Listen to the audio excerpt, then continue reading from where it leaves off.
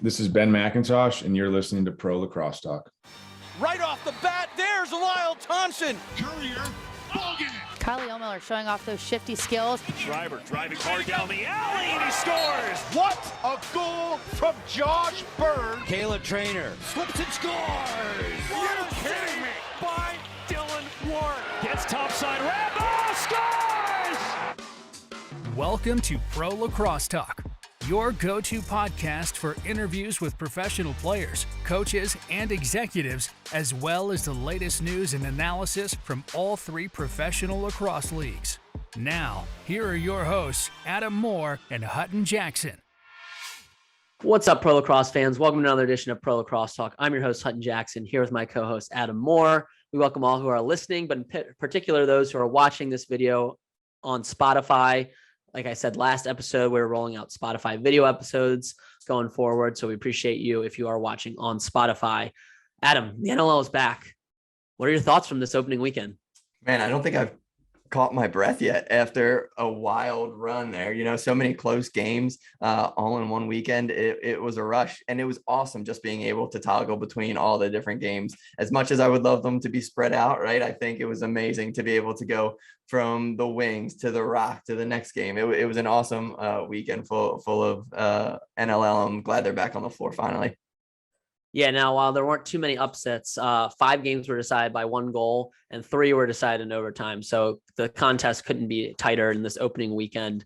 Certainly a great week to open up the NLL after 630 plus days of no NLL action. We finally get it. And we want to remind people that if you're looking for any NLL gear, to check out the official Fanatics site, you can go to prolacrossetalk.com/NLL shop. If you're a US customer, or /NLL shop -CA if you're a Canadian customer, and get your official NLL gear by using those links. You support us and you can get geared up for the season. So we appreciate if you guys do use those links. But Adam, let's get into these games. The rookies came out in full force. And obviously we have, 2 draft class worth of rookies this season, which is unique to this season. According to our friend Adam Levy, rookies combined for 19 goals, 19 assists, 38 points, 2 game-winning goals, 14 caused turnovers, and 106 loose balls in this opening weekend. So the Rook show was in full force. You had quite a debut for guys like Jeff Teat, who had 5 points. Patrick Dodds had 5 points. Tahoka Nanakoke had 3 goals. Reed Bowering had an assist. Charlie Kitchen, your guy, had a goal. And Adam Lambetis also had 2 points, including the game winner in that opening night matchup between the Seals and Warriors on Friday night. What did you think of these rookies this opening weekend? Yeah, it was a fantastic showing for the guys you mentioned and others as well. I think before the season, our pal Teddy Jenner said one of his hottest takes coming into the season was that Jeff Teat wouldn't win the Rookie of the Year. And to be honest, I don't think that's that hot of a take. I think it's lukewarm considering the top-notch class we have coming in, the 2 classes of rookies that are playing so well early in the season. I think, well, he's going to be a top candidate for the award. There are so many fantastic players that are coming in for this first year of NLL. And it's really exciting to watch kind of that next generation of guys kind of taking over. You had some veterans really play well as well, but this looks like this could be the next wave of top talent coming into the league. Yeah, no, I think he mentioned Patrick Dodds as one that could, give him a run for his money. And the guy had 5 points in a Panther City team's debut that, honestly, if they would have limited the penalties, they could have came out in a victory with Philadelphia. We'll talk about that game a little bit. Charlie Lambetis had that big game-winning goal, against the Seals. So, it was nice to see him make his debut. He honestly spent a lot of time in the NCAA at Rutgers battling injuries. So it's nice to see him back in the box game. And I love seeing Tahoka too, after he had some struggles too during his college career. So to have him back on the floor, it all in all was a great debut for him. And, we can't overlook Jeff Teat. Yeah, for sure. It was awesome to see Tahoka get out there again. He was all smiles. And you mentioned earlier, my boy, Charlie Kitchen. I don't know. We talked a little bit off pod about this, but has there ever been not just a pro lacrosse player, but a player maybe in professional sports that was drafted by one team, changed teams, whether that's by trade, expansion draft, getting cut then signed by another team, and then traded back to his original squad before he even suits up. Not to mention that squad that he got traded back to is now in a new city and has a different name. Pretty wild story. I'm really excited, though, to see Charlie Kitchen out there. Nabbed his first professional goal. So really excited to see him on the floor finally after a bit of that hiatus, waiting to get his first game under his belt. Yeah. So any sports or pro lacrosse historians out there, let us know if there is. I can't think of one like in any sport where, you get drafted by one team, go to another expansion team, the team that you were drafted by moves and then trade you back all before your first game. Yeah, I can't think of that. There might be something out there.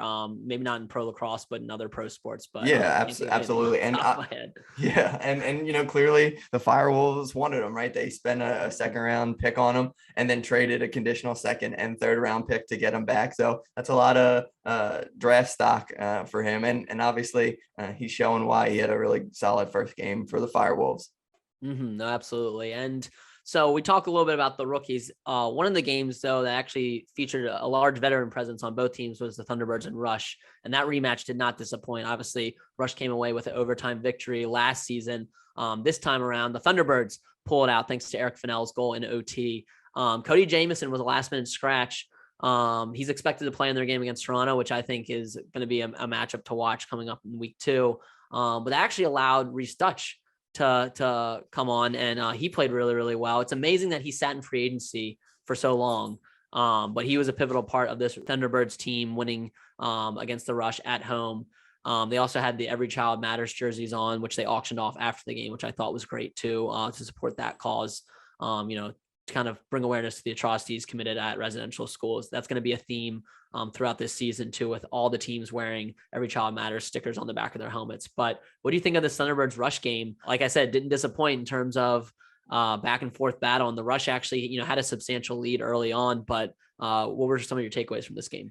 Yeah, first off, that Halifax fan base was excited to be back. They were absolutely buzzing. It was awesome to see them come out and support the Thunderbirds, and it was a fantastic game, as you said. I'm excited to see this squad as they progress. It'll be interesting to see, like you said, what the addition of Cody Jamieson back into the roster will do for them in a game like they have coming up against Toronto. But I think you'll see at the end of the day that both of these teams will be contending for a while. And obviously the T-Birds are a lot of early favorites to win that championship from a number of analysts. So it'll be fun to watch them going on. They're going to have a tough matchup coming up again against the Rock. So let's get into that game, because I thought this game was one of the best. And it was actually the TSN game of the week too.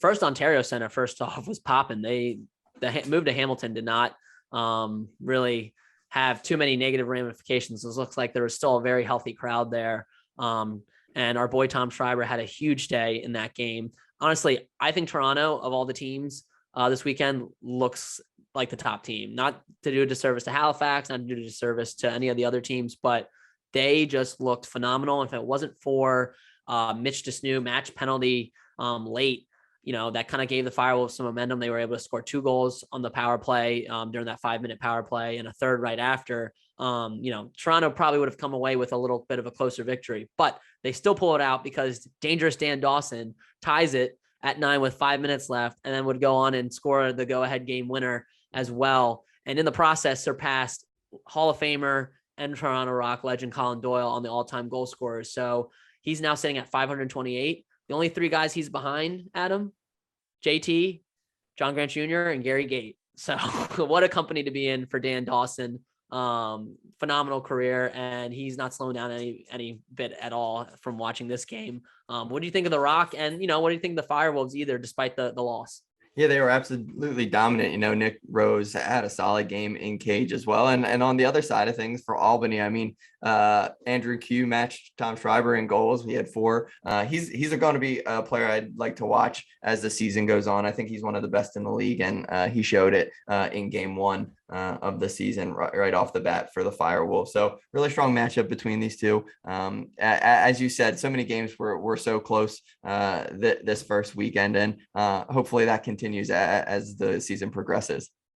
Yeah, no, and I don't see any really strong, any weaknesses in this Rock team. Their transition with Latrell Harris is solid. They have Challen Rogers as well. This offense was moving the ball, I think, better than any other team this weekend. And there was times where I was watching them and it was 5-on-5 and it looked like they were on the power play because they were just moving the ball with such ease. The Firewolves, I thought they were going to come out. They gave them a good game. I think the Firewolves are still a top team too. I think they played them hard. I don't think, the loss of Callum Crawford really showed itself too much. I think they were able to kind of, find other ways, whether it be Riley O'Connor or Jacob Rouet, kind of stepping it up. So, and Joe Resiteris as well, now being that number one guy essentially on this team. So I think, they looked solid as well, but this Rock team kind of shifted my thoughts around. I knew they were good coming into the season, but right now I think they're the team to beat. So I'm really looking forward to this Halifax Toronto matchup. That's kind of my matchup to watch coming up this season. But any last minute thoughts from this game, or should we move on to the Wings Panther City, which was another close one? Yeah, as much as I want to move on, one quick thing: Joe Nardella took every faceoff for Albany and was 17 for 21. So the Rock had a bunch of different guys at the X. So it'll be interesting to see what they do at the faceoff going forward, and how it's that endless debate, right, in terms of what faceoffs look like and the value in the NLL. So I'm curious to see how that conversation progresses during this season. So it'll be something to watch. Yeah, and they do have TD Erlin on their roster, and they're expecting him to possibly suit up once he kind of rehabs some injuries that he sustained, obviously, this past season. So, they'll have another X factor there. And another X factor at the X is Trevor Baptiste, and he dominated for the Wings, but didn't really reflect in, the game result. Panther City, they came out firing, and they showed that they had built some chemistry during this short training camp. And honestly, they had a phenomenal debut. And if it wasn't for some penalties, they might have come away with a victory. They played a run and gun style. They were forcing it in transition, and Philly just didn't really do a great job of stopping them.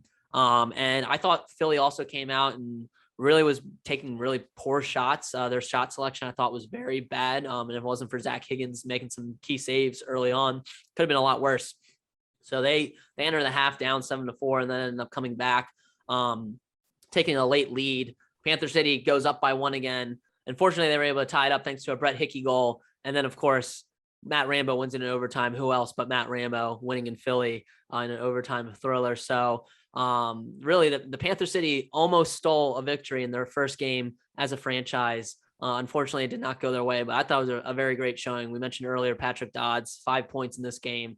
That kid is a stud as well. So any thoughts on your hometown Wings this season, or Panther City on the other side, and what they were able to do in their first game? Yeah, I know I stick with goalies a lot, but man, Kevin Orlman, he had a phenomenal beginning of this game. As much as you said the shot selection for the Wings, you thought was iffy early on, the shots that made it on cage, he was absolutely dominant really early on in this one, and is the main reason why this Panther City squad was in it the whole time, and was leading for such a lengthy period as well. So if he continues that, man, watch out. This squad, as much as they're an expansion franchise, I think they're definitely going to have the ability to compete. And obviously the Wings are a top team, and we're really clicking on all cylinders when things were shut down a little while ago. So yeah, watch out Panther City. And like you said, I know we keep hitting home the Patrick Dodd side of things, but he is an absolute special player, and I'm really excited to watch. He's going to be a star for the Lone Star State. Yeah, no, and I thought, Tracy Koleski got them ready to play, and they looked like they had an identity already. So I think that was big for them. But on the flip side, the Wings also had a debut from Ben McIntosh, who had 4 points. And we were lucky to have him as a guest on our show. So let's toss to our interview with Ben McIntosh. Today, we're lucky enough to have new Philadelphia Wings forward and midfielder for the Waterdogs Lacrosse Club, Ben McIntosh, on the show. Ben, thanks so much for joining us today. Yeah, thanks a lot for having me. Yeah, absolutely. So we'll dive into week 1 of NLL action. You guys got a big OT dub against Panther City. How did it feel to get that first win in a Wings uniform? Yeah, I mean, it felt good. They're a solid team. They're a solid expansion team, right? Like they came out and punched us in the mouth pretty good in that first half. But I thought our team responded really well. And there's no easy games in this league, and that was proven last Saturday. But we're happy to get a win. Yeah, that's awesome. And we'll obviously dive into more of your NLL career as we go, but we wanted to go a little bit further back. You grew up in Coquitlam, obviously a hotbed for the sport. So when did you pick up a stick for the first time? I must have been, I think I was 4 years old. Okay. I had an older brother. He plays on Vancouver right now. But yeah, so he got into it when he was 4, and I was a couple years behind him. Okay, awesome. And I'm curious too, you headed to Western Reserve in the high school. How'd you end up in Ohio? Yeah, so Western Reserve, there was the headmaster there was Dr. Flanagan, and he was a big lacrosse guy and really wanted, he had a really good connection with West Coast Canada, and he always seemed to bring in a couple guys every year. And long before I went there was always a couple West Coast Canadians and people from Ontario that would go there. Anyways, I was just lucky enough to have the opportunity. Again, my brother went there first. Another good family friend of ours, Corbin Teo, he was there before Garrett. So it was just, knowing the right people, kind of falling into it a little bit. But yeah, it was great. I mean, I loved Reserve and I loved Ohio. Awesome. And then following your time at Reserve, you headed to Philly to play for Drexel with your brother again. I'm curious, what was that transition like? You went from Coquitlam to Ohio to one of the big cities in the US and Philly. What was that transition like for you? It was good. I mean, I'd never really lived that close to the city. Like when I went out to Drexel and Hudson, Ohio, where Reserve is kind of a smaller town too. And so it was a bit of a culture shock, but it was awesome. I absolutely loved it. I fell in love with the city, loved our area, the team, everything. It was awesome. That's great. And talk about playing for Coach Volker. They obviously had a fantastic season last year, winning CAAs. You did the same while you were at Drexel. Talk about that experience as a Dragon. Yeah, no, Volks he was such a great coach. And, I was talking to Coach Marr from Albany the other day, actually. And we were kind of laughing. I was like, you hear all these stories about Volks and how, phenomenal of a player he was. And, he was such a good defender and a beast out there, really. Yeah. And you hear all these stories, but my 4 years at Drexel and practicing 2 hours every day, he never once picked up a stick. So I was always a little disappointed that we never got to see that side of him. But as a coach and, the leader for our team, he was great. And he was so much fun to play for. We still keep in touch today.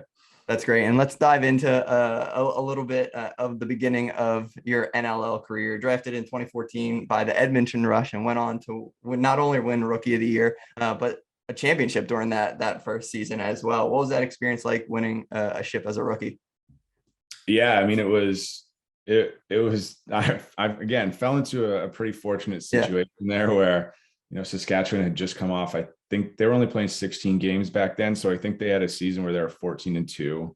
So they were clearly a powerhouse in the league. And, they very easily could have won the year before. They had a really close game with Calgary, I believe. So, I sort of fell into that situation where it was a team that was competitive already, was coming into their prime. I was drafted there. So it was great. But I mean, being able to be a part of that, and those guys are some of my best friends now. That was one of the closest teams I've ever been on. And I have a ton of good memories from them. And, the first championship being one of them. Yeah, absolutely. And obviously that success didn't stop right with your rookie year. You guys went to a bunch of championships over the next couple of years. What was it about that Rush squad? The core really stayed the same for that period. So what was it about that squad that made you guys so successful for an extended period of time? Yeah, I think just, like you said, we had such a solid core and we were so close, off the floor, and we were really close on the floor, and just the chemistry you were able to build. And, we would come into training camp kind of already knowing, a lot of our X's and O's and our systems and all that stuff. So we could keep progressing it every year. So we had, and, we were all coming into a lot of those players like Corbeil and Rubes and Dilks and Church and Mark, like everyone was coming into their prime. Right. So It was just, there's a lot of lucky bounces you need, but no question, it was a hardworking group. A ton of credit to Coach Keenan. He was, put it all together, and he, Bubs, our offensive coach, is one of the smartest coaches I've ever played for. Learned a ton from him. Again, a guy like I stay in touch with and respect a ton. So I just think, keeping that group together, being able to build on that chemistry, and go into training camp and go right into X's and O's in our systems, learning all that. No, that makes complete sense. And this offseason, you got dealt to Philly. You went to a championship every year except one in your career. I think Coach Day probably brought you in to continue that pattern. So what's the expectations for the squad this year? Yeah, I mean, you can tell Philly in that the season that got cut short, they were one of the best teams in the league already. Again, like, I don't know, I keep falling into these situations, and I'm very grateful for them, but you saw what they could do as their second year as an expansion team, and they just improved so much from their first year. And anyways, they made a lot of moves in the offseason where they're clearly in, and we're clearly in, like, win now mode. I think we brought in a lot of really good pieces. They already had a lot of really good fundamental pieces here. So I think, like you said, it's get to the championship and hold the trophy at the end of the year. That's the goal. Yeah, that makes complete sense. And I'm curious too, just from like inside lacrosse side of things, how great is it to live where you're playing, right? You were traveling. I know you live in the Philly area. So how big of a difference does that just, during the season from a grind standpoint to live where you're playing? Yeah, no, it's a long season, right? Like you have 18 games, and when you can have 9 of them at home where you're able to drive to, and some of the ones, being on the East, like New York and stuff, I'll probably be able to drive to those too. Sure. Saving your legs, not hopping on a plane. It's great. And it's just, it does grind away at you. There was a couple of years, like I was going from Philly to Saskatchewan. There's no direct flights from Philly to Saskatchewan, so that was always a bit of a long travel day. And then, you play a game and you travel back. So it does wear on you. But we play this game and we do this because we love it, right? Like, that's part of it. We all signed up for that. But it's definitely a good perk. That's great. And not only do you play in the NLL, but you obviously play outdoor with the PLL, most recently with the Waterdogs. Talk about playing for Coach Copeland. You guys had a really awesome season coming out of the bubble. Talk about just playing for him this past season. Yeah, no, Coach Cope, he's awesome. And he's done such a good job as well, just, finding the right pieces and putting it all together. And I think, the Waterdogs, they're getting over that hump, and we're finding our groove. But it's a ton of fun. It's a team that is just, again, like they're just such a close group. And, even in the off season right now, everyone's still communicating and talking, and, you see some of the guys at these NLL weekends, and it's just great to see them. But no, they're building something special there for sure. And I'm excited to, maybe be a part of it and watch it grow. Or if I'm not, then I'm excited to, watch them and cheer for them as a fan. There we go. That's awesome. Well, let's dive into our 5 and 5 segment. Usually Hutton asks the lacrosse questions. I ask the off the field questions, but I'll take all 10 today. These are just quick hitters. So number 1, what are your pregame routines, or do you have any superstitions? Any pregame routines? Nothing, a lot of them I had a bunch in Saskatchewan, but you get thrown off when you haven't been doing it for 2 years, and then you change locations and all that. Nothing particular, I think the one thing I do is I don't know why I've done this, but I've always taken some Tums before the game. Okay. I don't know. I don't get heartburn or anything, but it's just something I do. There we go. All right. Number 2, favorite venue you've played at in your career? Favorite venue. I think playing at the Air Canada Center, or I guess now Scotiabank, was one of the cooler venues. It's just, there's so much history there with the Maple Leafs and everything. So that's always a really cool one. And also Vancouver, now that they're playing out of Rogers Arena, that was also really, really cool, because, as a kid going to, watch the Vancouver Ravens back in the day, and then the Canucks, and I even went to a Grizzly game or two. So it was really cool to play there too. Awesome. Talk about, so are you a big Canucks guy?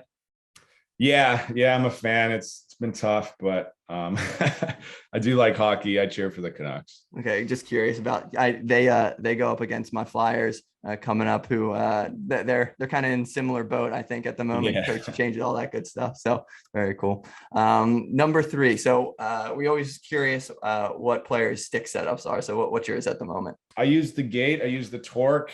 I use one of their D-Chefs, the Gate Ice Clutch. I was using some of the lighter sticks, but I don't know, for whatever reason, I like a little bit of the heavier sticks. I don't got to worry about them breaking, kind of checking if anything's bending. Sure. Setting picks out there, that's sort of my job. So Yeah. I don't want stick breaking, but yeah, no, I use all Gate stuff and I love their products. It's phenomenal. Nice. Do you I'm just curious from like a stringing standpoint, do you use the same thing indoor as you use outdoor? That's just something we're always curious about. No, you know what? It's a little different. I play with a little more of a shallow pocket in box lacrosse. Sure. Mainly because you don't have a guy with 6 foot pole coming at you. Right. Yeah. Away. So, you don't need as much hole. You don't need to make sure you can keep the ball on your stick as well. And also just like I feel like in field lacrosse, power on your shot is maybe a little bit more important. Sure. Whereas in box lacrosse, it might be a little bit more accuracy. You're shooting from so much more in tight and so I use a little bit a stick that I can be a little more accurate with and not necessarily as powerful. Makes sense. All right. And number 4, who's a player in your career when you were younger or now that's been a big mentor and a big help for you up to this point? Who it was, I would say this guy mentored me a lot. Jarrett Davis. He was on the Rush when I first got there. He played on my summer team, Maple Ridge Burrards. Okay. Jarrett's no longer in the league, but he's just a guy that he helped me so much. And, I could talk to him about anything. He was always there, on the floor, we're talking, he's walking you through things, and just such a smart guy, such a good guy. And he really took me under his wing, and he was a ton of fun to be around. And I'm really thankful for the stuff he was able to teach me. Awesome. And number 5, Hutton's always curious. He's really pushing for an NLL or a PLL video game. So we'll stick with NLL. If they made a game right now, who's on the cover? Who's on the cover? NLL, I would say Dane Smith is up there. He's, could be on the cover of both, honestly. Yeah. I think Mark could be up there. Kevin Crowley could be up there. And Dane Doby. One of those guys would be my choice. They can just add all of them, and it would be one of those like ones you could just like purchase the specific player you want of your choice, right? That would be for sure. Nice.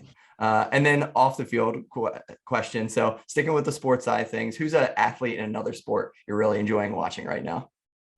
You know what? I've really gotten into golf, and I love watching Brooks Koepka.